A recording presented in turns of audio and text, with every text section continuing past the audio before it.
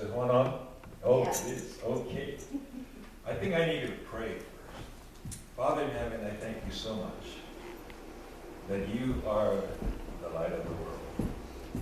That your desire is that none should live in darkness.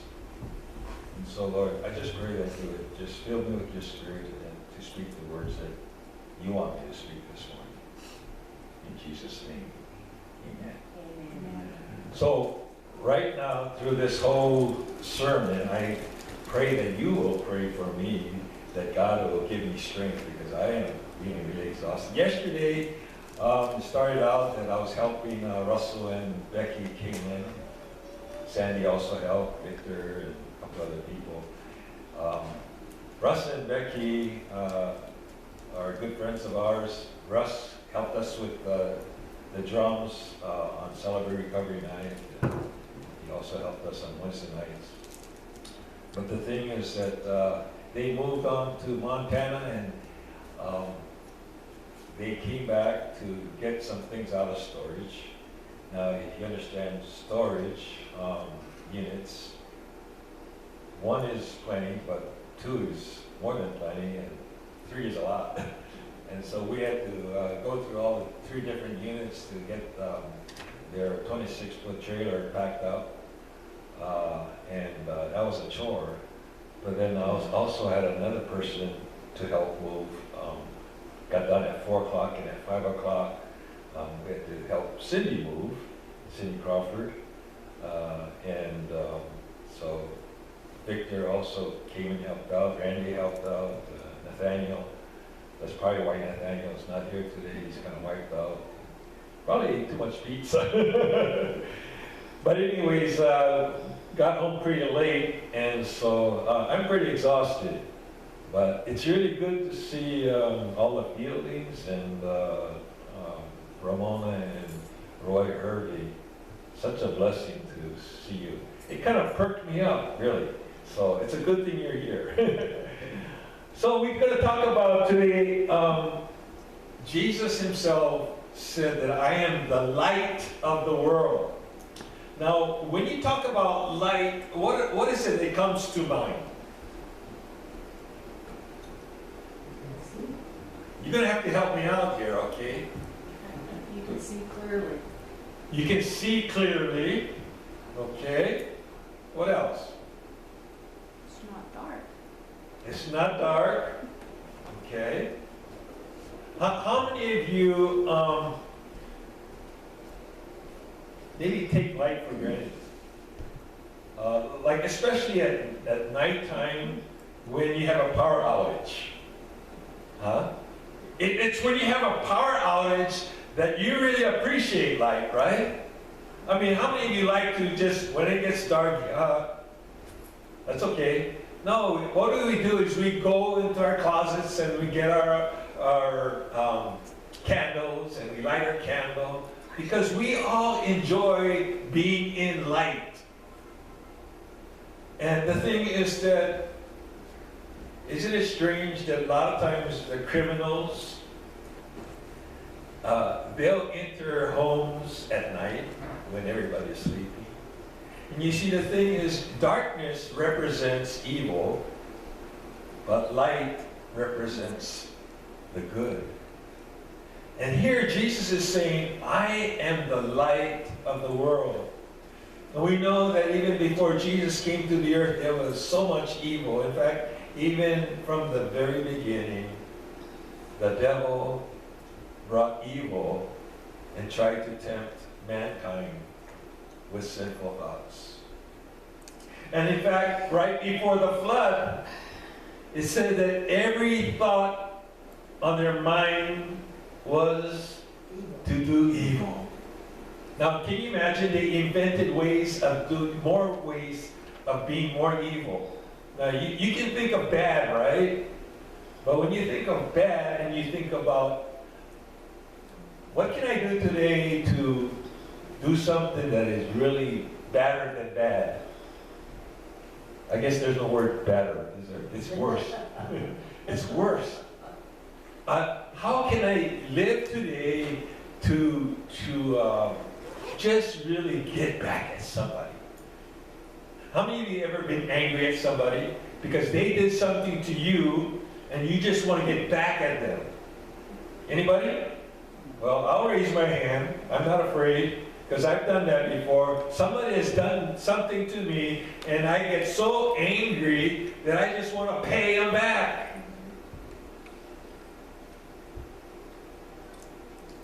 Isn't that evil? Think about it. Isn't that evil when we have been hurt and we want to pay back?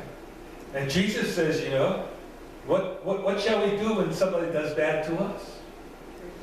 We should pray for those who persecute us. Now, is that our first inclination when someone does something bad to you? Do you pray for that person, or do you actually try to retaliate, or you have all these bad thoughts against them? Well, what do? Because Jesus himself says, I am the light of the world, and he also says that you are the light of the world. And I like to go to John 1. In the beginning was the Word, and the Word was with God, and the Word, everybody, was God. He was in the beginning with God, and all things came into being through him, and apart from him, nothing came into being that has come into being. Now get this part. In him was life. And the life was the light of men. The light shines in the darkness, and the darkness did not comprehend it. There came a man sent from God whose name was John. He came as a witness to testify about the light, so that all might believe through him. He was not the light, but he came to testify about the light.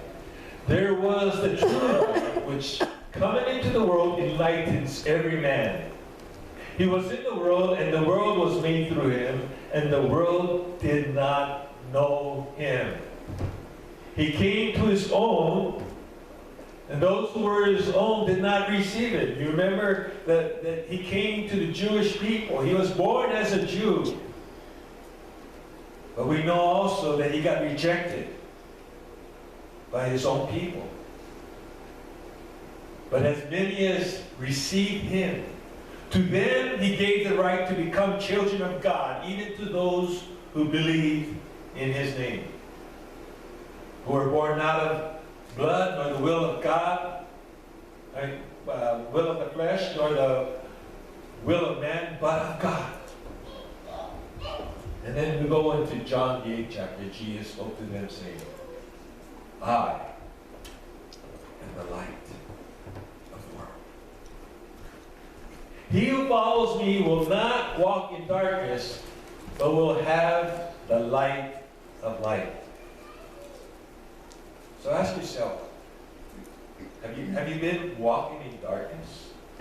Have you really not experiencing the true light that has come into the world? And some of us, you know, we have become Christians. We went through the motions. We got baptized, and we show up at church, and we go to Bible studies, and we pray every day, and we read our Bible. But does that make it that you're in the light? By doing the things, and see, that's what was wrong with the Jewish people, is they felt that if they had a checklist and they could say, I've done this, I've done this, I've done this, I've done this. Well, what did Jesus say to them? You hypocrites! You whitewash walls, you. In the outside you look, you know, like, you look nice. But the inside you're full of dead man's bones. So just because we do all the good things doesn't mean we're living in the light. And so I pray that each and every one of you will look introspectively and say, am I really living in the light? Am I living what Jesus, who is the light, am I a good example of the light?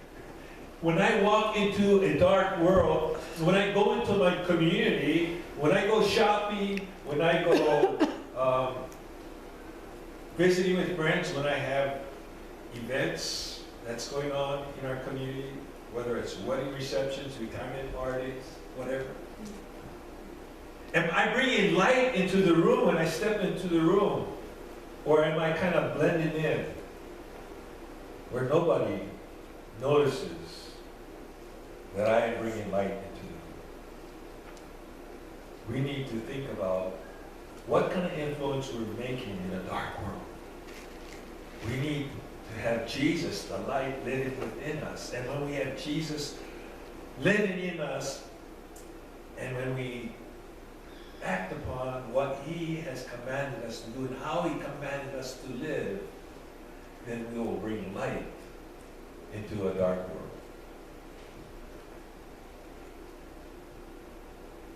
Verse 16 is a verse that we have all memorized.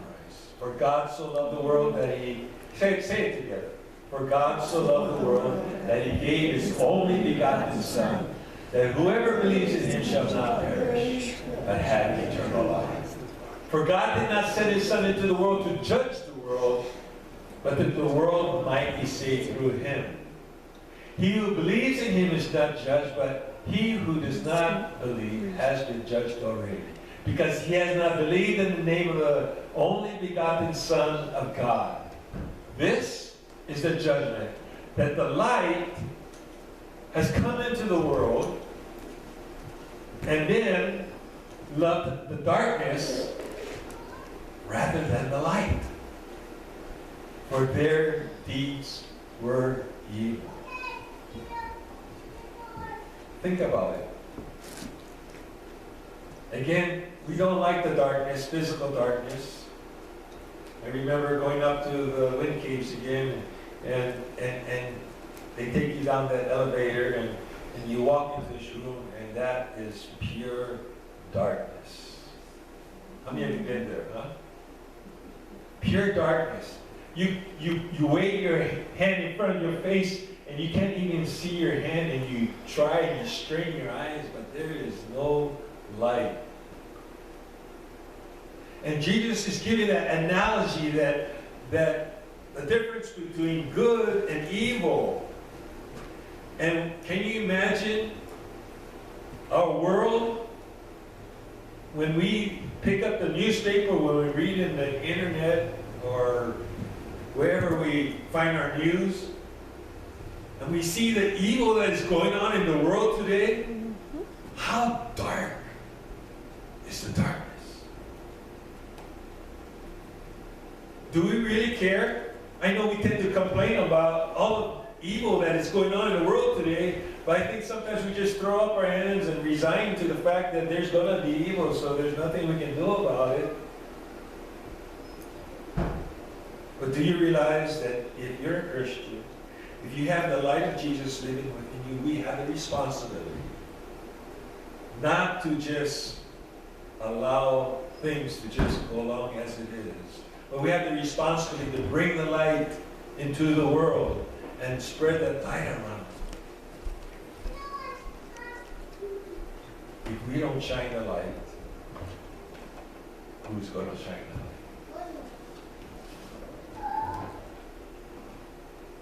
For everyone who does evil hates the light and does not come to the light for fear that his deeds will be exposed.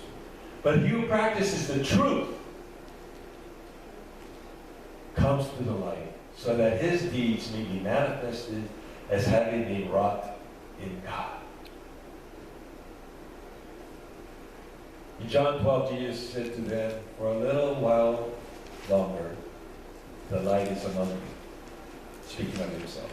I'm going to be here for a little while longer. But I want you to walk while you have the light, so that the darkness will not overtake you. He who walks in the darkness goes, who walks in the darkness does not know where he goes. And while you have the light, believe in the light, so that you may become sons of light. And Jesus cried out and said, He who believes in me does not believe in me, but in him who sent me. And he who sees me sees the one who sent me. I have come as light into the world so that everyone who believes in me will not remain in darkness. This is the reason that Jesus has come into the world, is to bring the light into a dark, dark world. So the main thing is that God, Jesus, coming down, bringing light to us, and he wants us to be that light to the world today. You are the light of the world. A city set on a hill cannot be hidden, nor does anyone light a lamp and put it under a basket, but on a lampstand, and it gives light to all who are in the house. Let your light shine before men in such a way that they may see your good works and glorify your Father who is in heaven. So maybe here's a gauge, or here's a way where you can find out, if you're asking, am I really shining? Is my light really shining in my area of influence? Am I really being effective in shining the light in a dark world? What are people saying about you? And you know, if they're not saying anything about you, I question that. Because people who say, that's the kind of person I want to be like. Because they see the darkness in their life, and they see the good in you, and they want to have the good. There's a lot of people out there that don't like the evil in the world today, but they don't know what to do about it. You have the answer. Jesus is the answer. Jesus is the light, and he will bring light, and he wants to do it through you. Do you understand that? Without you going and shining your light into this dark world, who is going to do it? God has given us the responsibility as the lights of the world to shed that light in this dark, dark world. In Acts 13 it says, for so the Lord has commanded us, I have placed you as a light for the Gentiles, that you may bring salvation to the end of the earth. Whose responsibility? It's our responsibility, each and every one of us, to bring the story, the gift of salvation to this world. And if we don't do it, who's going to do it?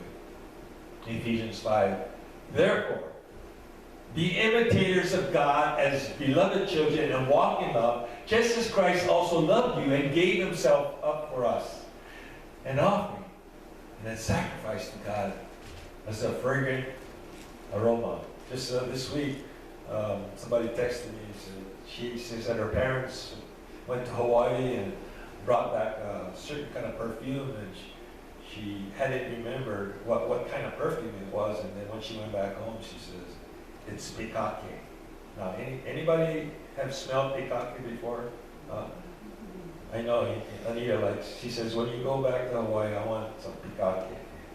And basically that's the Hawaiian word for jasmine. And if you smell this flower, it's got a really strong fragrance. And that this gal that texted me, she said, I don't know if I like it or not. I said, is it because the strong fragrance? It has a very strong fragrance. And she goes, yeah. I said, you know what? If you had a pikake lei that you were wearing, you'd really like it. But the thing is, we are like that pikake flower